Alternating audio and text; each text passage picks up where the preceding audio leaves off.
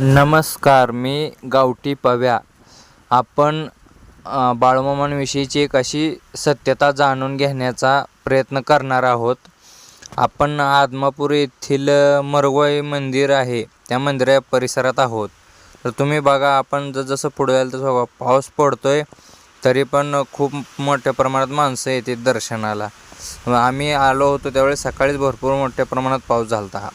आता हे मरगुबाईचं मंदिर आहे, जास्त करून सगळ्यांना माहीत नाही आहे. तर आपण सगळ्यांना माहितीसाठी हा व्हिडिओ बनवत आहोत. तर आपण हळूहळू जसं आपण त्या मरगुबाई मंदिराच्या पायऱ्यांपासून वरती जातं तसं आपल्याला भरपूर प्रमाणात लोकसंख्या पण दिसते. तर हा परिसर खूप मोठा आहे आणि जास्त करून माहीत नाही. तर आत गेल्यानंतर आपण जसं आत जातो त्या डाव्या साईडला तुम्हाला ते नागोबा ते दिसतात. त्या नागोबा दिसतात ना, त्या नागोबाच्या खाली बाळूमामांच्या अस्थी आहेत असं ह्या पुजाऱ्यांकडून मला माहिती मिळाली.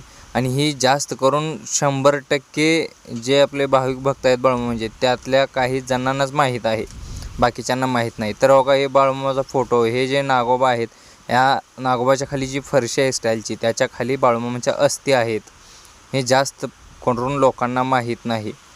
तरी तुम्हाला माहीत नसेल तर तुम्ही सांगा सगळ्यांना. आपण पुढे गेल्यानंतर काय होतं बघा. आपण आता काय करूया, बाळूमामांच्या इथं मानलेली बहीण आहे मरगुबाई, तिचं हे मंदिर आहे. आणि ह्या मावशी ज्या आहेत त्या पुजाऱ्यांचे जे अंश आहेत त्यातील एक आहेत, त्यांच्याकडून आपण माहिती जाणून घेण्याचा एक छोटासा प्रयत्न करूया. मावशी, तुम्ही मरगुबाईबद्दल काय माहिती सांगा? माझ्या सासूबाईंनी सांगितलेली मी माहिती तुम्हाला सांगतो. बाळूमामा प्रत्येक गावातनं फिरत आलेले, प्रत्येक गावात विचारलं बाळूमामांनी, मी इथं थांबू काय, मी इथं थांबू काय म्हणून. त्यावेळेस कुणी त्यांना थारा दिला नाही. त्यावेळेस म्हणजे इथं आदमापुरात आले. मग भोसले सरकार म्हणून आमचे आहेत, त्याने भोसले सरकाराने इथं विचारलं बाळूमामाने, मी इथं थांबू का बकरी घेऊन. कारण प्रत्येक गावात म्हणाले हा बकरी घेऊन इथं थांबणार आणि इथं घाण करून जाणार म्हणताना तिने कुणी थांबवून घेतलं नाही. इथं बाळूमामाला भोसले सरकाराने थांबवून घेतलं आणि इथं थांबल्यानंतर बाळूमामाने इथं बसायला सुरुवात केली. आणि इटूबाईच्या ह्याच्यात डोंगरात बकरी घेऊन जात होते.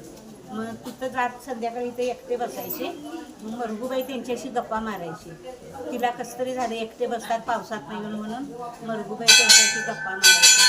अखेरचा श्वास इथं घेतला बाळूमामाने. त्यावेळेस भोसले सरकारांना बोलवून घेतलं आणि त्याच्या आधीच बाळूमामाने भोसले सरकारांना सांगितलेलं, मला ही जागा पाहिजे आहे, मी इथं समाधी घेणार आहे. ते भोसले सरकारने एवढं मोठं आहे नाही, हॉल वगैरे ते खालचं मंदिर वगैरे ते भोसले सरकारांनी दिलेलं आहे. ते आमच्या इथले सरकार आहे भोसले शाहू महाराजांच्या काळात. आणि इथं मरगुबाई जे आहे त्यांची बहीण, त्यांच्याबद्दल काय विशेष अशी माहिती बाबा, त्यांचं महत्व? बाळूमामा इथनं गेल्यानंतर मरगुबाई रडत होती. काय या ठिकाणी रडत होता? या आधी तर रडत होत्या, तू आता निघालास मला सोडून. म्हणजे बाळूमामाने अखेरचा श्वास घेतला. आता इथं महत्व त्याचं जास्त आहे, खालच्यापेक्षा इथं जास्त आहे. कारण पावसात नाही इथं जास्त भाविक भक्त येतात आणि इथं लास्टचा श्वास इथं घेतला. आणि बाळूमामांचे भाऊ यायचे होते, एक भाऊ यायचे होते, तर बाळूमामाने अखेरचा श्वास रोखून ठेवलेला. आणि तिथं हे खड्डा वगैरे काढलेला, त्याच्यात त्यांना घातलं 22 पोती खारका, खोबरं, परत कापूर वगैरे सगळं मीठ वगैरे घातलं, पण भरून आलं नव्हतं. दुसऱ्या दिवशी त्यांचा भाऊ आल्यानंतर ते बाळू माझ्या असं म्हणून त्यांच्या तोंडावर हात फिरवल्यानंतर 1-2च पाट्या हे टाकलं, मीठ टाकलं, तर ते सगळं मुजून आलं. ही बाळूमामाची इथं सख्खी बहीण म्हणजे. आणि वर्षातनं एकदा माहेर करायला येतात बाळूमामा. बाळूमामा या ठिकाणी येतात, भेट माहेर देतात. करायला येतात तिला वर्षातनं एकदा. आणि हे मंदिर गुपित होतं, आतापर्यंत कुणाला माहिती नव्हतं. मरगुबाई कुणाच्या तरी भक्ताच्या स्वप्नात जाऊन सांगितलं, मला इथं एकटीला बसवलीस आणि तू तिथं माणसात जाऊन बसवलास आणि मला इथं माणसं पाहिजेत म्हटल्यानंतर आता तेव्हापासून हे मंदिर चालू झालं. माहिती झाले, लोकांना माहिती व्हायला लागले आणि लोक आता इथं यायला लागले. धन्यवाद.